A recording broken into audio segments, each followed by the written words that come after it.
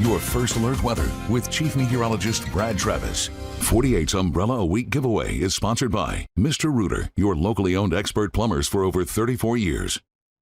Well, we had the cold front move through overnight, very early this morning, continuing in the southern fringes of the viewing area.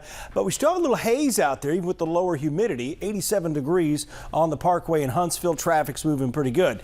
Now, this haze is that wildfire smoke behind that front.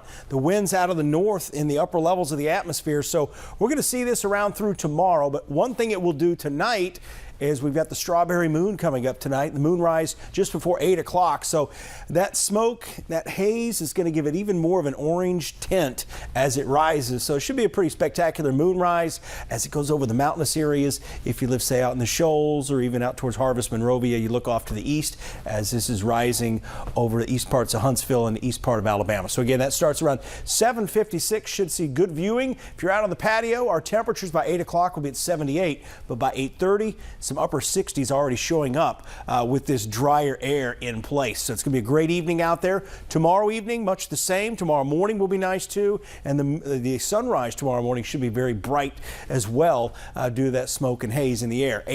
Again, I bring up the wildfire smoke, but it has no bearings on our health down here because it's way up in the air. It's not as bad as it is farther to the north, kind of like the Saharan dust that was all talked about last week. That happens 2 or 3 times a summer, and it usually doesn't impact us here down on the ground. 83 degrees in Fort Payne, 87 in Athens, down to 85 now in the Shoals. We got showers and thunderstorms. So one thing that this may delay here is the look of the moon as it starts to rise, because you're going to have to get through some of those showers and thunderstorms. So it might look pretty cool out there as it begins rising. Temperatures out west are still well below, a little below normal. They've got thunderstorms out there too, but overall much needed rain out there in some of those areas. Better for them to have it than us for a while. Give us a break.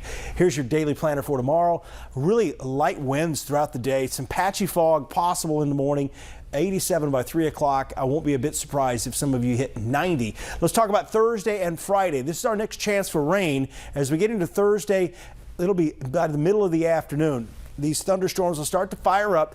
I don't think we'll see anything severe, but keep in mind, even though we won't be outlook for severe weather likely, some of these storms will be strong each and every day as we go on into next week. It's just the nature of the time of year. There's a lot of instability in the air, but there's not a lot of wind shear. So sustaining this past sunset is usually a challenge. Now, as we get into Friday, we start the morning off dry. Once we reach our peak temperatures, we start to see these isolated thunderstorms. Just because you see them, say, here on the northeast side of Huntsville up towards Newmarket near Ardmore doesn't mean they're exactly going to be there, because the way these storms work is they'll start to develop and then eventually collapse in about an hour, and then those outflow boundaries lead to more showers and storms, and unfortunately those rain chances and the coverage will continue into Father's Day weekend. There's your 10-day forecast. Plenty of 80s, more humidity on the way too, and those overnight lows getting back into the 70s. So you get an air conditioner break the next 2 days, but beyond that, it's full on summertime.